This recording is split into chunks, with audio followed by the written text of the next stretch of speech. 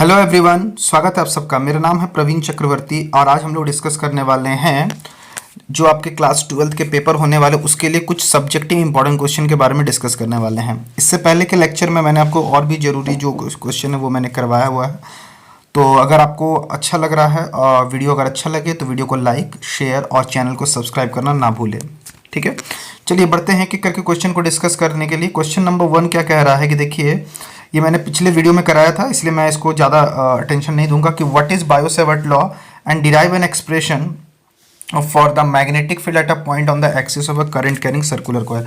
आपको बोला है क्वेश्चन में, देखिए टू द पॉइंट लिखने की कोशिश करनी है, कुछ भी आलतू फालतू लिखने की कोशिश नहीं करनी है, क्योंकि अक्सर लोगों का ये पॉइंट ऑफ व्यू रहता है कि कॉपी भर देना है।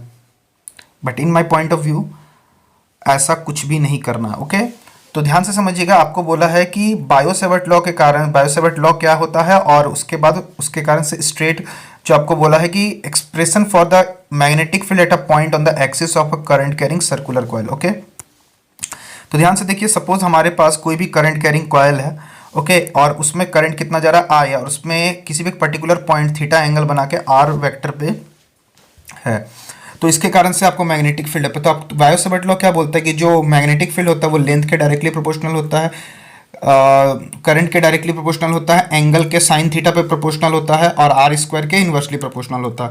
ओके, जब हम सारे रिजल्ट्स को कंबाइन करेंगे तो D B is equal to I D L sine theta by R square. इस प्रोपोर्शनलिटी को हटाते तो के डालते, के क्या है, प्रोपोर्शनलिटी कांस्टेंट है, और इस के का मान हम लोग कितना यूज़ करते हैं, mu naught by 4 pi use करते हैं। और म्यू नॉट का आप वैल्यू जानते हैं, absolute permittivity of the free space, जिसका वैल्यू होता है 4 पाई इंटू 10⁻⁻⁷।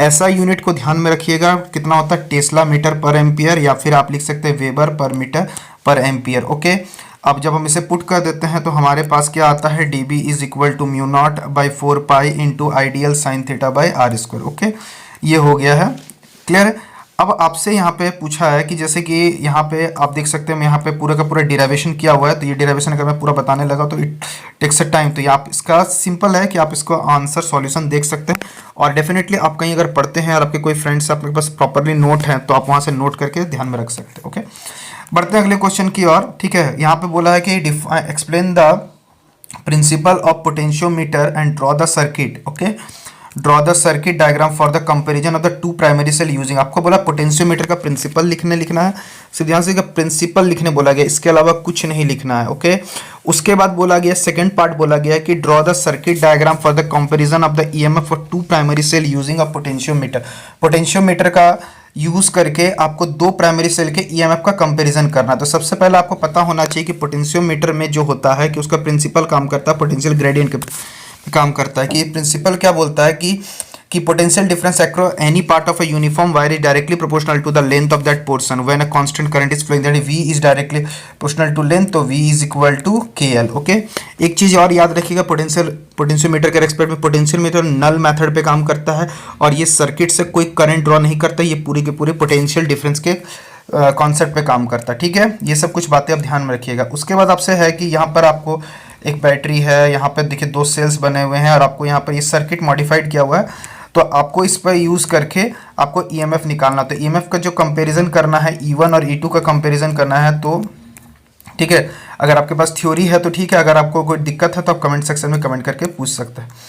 अगला क्वेश्चन देख सकते हैं, पूरा क्वेश्चन क्या बोल रहा है, define capacitance and give its ऐसा यूनिट। बोला कैपेसिटेंस क्या होता है, तो आप पता है कि कैपेसिटेंस किसी भी बॉडी के चार्ज के स्टोर करने की कैपेसिटी को बताता है, और इसमें सिंपल क्या कैपेसिटेंस का प्रिंसिपल क्या होता है, Q is directly proportional to V, Q is equal to CV। तो इस C को क्या बोलते हैं, कैपेसिटेंस, और कैपेसिटेंस क्या होगा, Q बाई V हो जाएगा, और Q का कूलम होता है, पोटेंशियल डिफरेंस का वोल्ट होता है, तो कूलम पर वोल्ट को ही हम लोग क्या कहते हैं, फैराड के नाम से जानते हैं, इसलिए इसका ऐसा यूनिट क्या होता है, फैराड हो जाता है। ओके, उसके बाद बोल रहा है कि prove that the electrostatic energy stored in the parallel plate capacitor is half CV square and hence derive the expression for the energy density at its base. Okay, तो आपको बोला है कि पैरेलल प्लेट कैपेसिटर में कितनी energy store होती है, वो हाफ CV स्क्वायर के बराबर प्रूफ करनी है, और उसके बाद एनर्जी डेंसिटी निकालना है।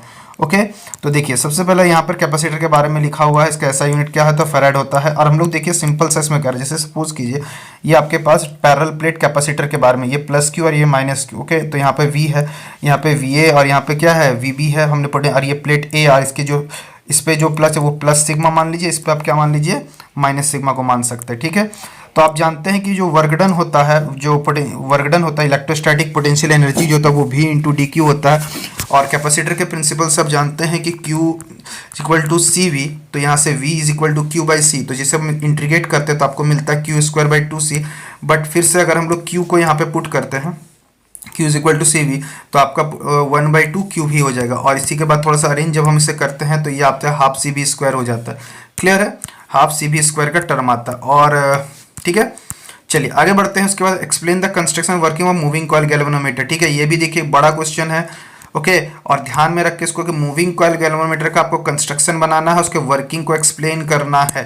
ओके, तो आपको हो सके तो सारी चीज़ें लिखना है। देखिए यहाँ पे पीडीएफ में यहाँ पे प्रोवाइड किया एक्सप्लेन। देखिए प्रिंसिपल क्या है कि प्रिंसिपल यही होता है कि जब भी किसी करंट कैरिंग कॉइल को मैग्नेटिक फील्ड में रखते हैं तो वो क्या करता है, एक्सपीरियंस क्या करता है, टॉर्क एक्सपीरियंस करता है। सेम चीज़ पे आपको पता है कि जैसे कि जनरेटर में भी क्या होता है कि करंट किसी क्या करते हैं कि अगर किसी मैग्नेटिक फील्ड के बीच में किसी कॉइल को रखा, सॉरी जनरेटर व मोटर में, कि अगर आपको दो मैग्नेटिक फील्ड के बीच में अगर हम, ध्यान से मैग्नेटिक फील्ड के बीच में अगर हम किसी कॉइल को क्या करते हैं, रखते हैं, तो उस पर क्या लगता है, टॉर्क की एक्सपीरियंस होता है। ओके, क्लियर है, बात समझ में आया। ओके, इसके बाद हमें क्या करना होता है। ओके, ठीक है, तो इसमें ध्यान रखिएगा, जैसे कि मैंने आपको क्या बताया, मोटर में क्या होता है कि इसमें क्या होता है कि दो मैग्नेट्स के बीच में अगर हमने किसी कॉइल को क्या करंट कैरिंग कॉइल, तो उस पर क्या लगता है, टॉर्क लगने लगता है। ठीक है, तो यही प्रिंसिपल पे गैल्वेनोमीटर काम करता है, बट उसका थोड़ा सा प्रिंसिपल अलग होता है। और दो तीन बातें मैं बता, देखिए आपके पास पिछले वीडियो में भी मैंने पूरा का पूरा डिस्कस किया हुआ था, तो आप चाहे तो इसमें आपके पास नोट्स है तो आप सिर्फ क्वेश्चंस देख के भी काम चला सकते हैं कि क्या इंपॉर्टेंट है और क्या इंपॉर्टेंट नहीं है। ओके, फिर भी मैं कुछ बातें आपको ध्यान से बता देता हूँ कि मूविंग कॉइल गैल्वेनोमीटर में आपको दो तीन बातें ध्यान रखनी। पहला तो करंट सेंसिटिविटी क्या होता है, वोल्टेज सेंसिटिविटी क्या होता है, इनमें क्या रिलेशन होता है। ओके, और टॉर्क कितना लगता है। ठीक है, ये गैल्वेनोमीटर। अच्छा, एक क्वेश्चन और है इसमें से कि गैल्वेनोमीटर का कन्वर्जन कैसे करके एमीटर और वोल्टमीटर में करना होता है, इस पे भी क्वेश्चंस पूछे जा सकते हैं। ठीक है, तो उसको आप आराम से करते हुए जाइएगा। ठीक है, it may be helpful for you. Okay, now moving to the next question.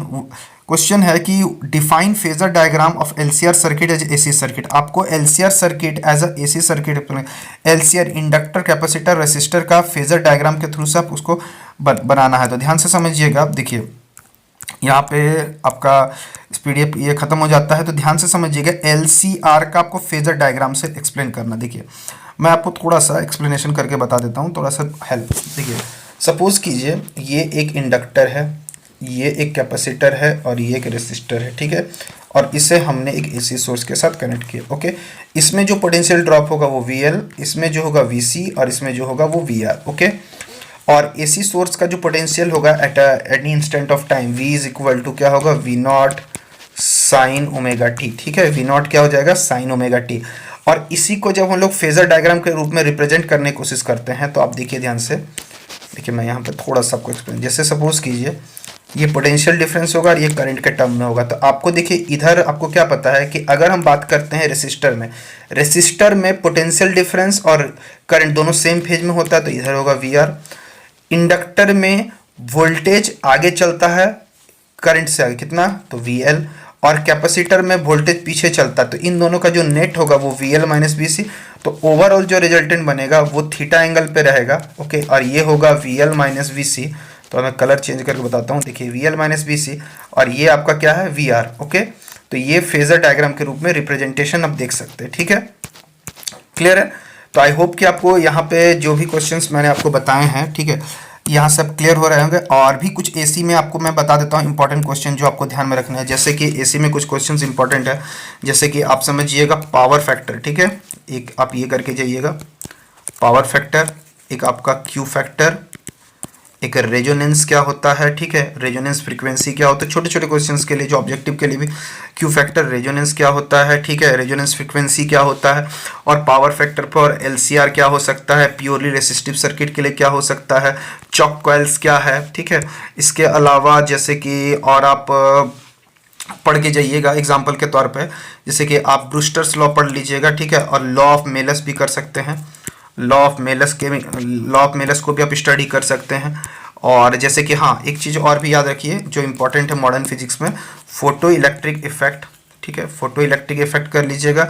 और फोटो इलेक्ट्रिक इफेक्ट के बाद आप कर सकते हैं यहाँ से, जैसे कि आप जेनर डायोड कर लीजिएगा। ओके, और सबसे इम्पॉर्टेंट एक चीज़ इसको करना ना भूले, लॉजिक गेट्स के बारे में। ठीक है, लॉजिक गेट्स क्या होता है और conversion to binary to decimal, ये भी आप अच्छे से करके जाइएगा, तो कि क्या रहेगा कि आपके लिए वो ज़्यादा हेल्पफुल रहेगा। ठीक है, तो इतने में ही हम वीडियो को ख़त्म करते हैं, और भी कोई अगर डाउट है तो कमेंट सेक्शन में पूछ सकते हैं, और कोई भी रिगार्डिंग, अगर फिजिक्स के रिगार्डिंग कोई भी डाउट है तो आप हमारा टेलीग्राम ग्रुप जुड़ के आप हमसे पूछ सकते हैं। ओके, चलिए मिलते हैं अपने नेक्स्ट वीडियो में। Thank you.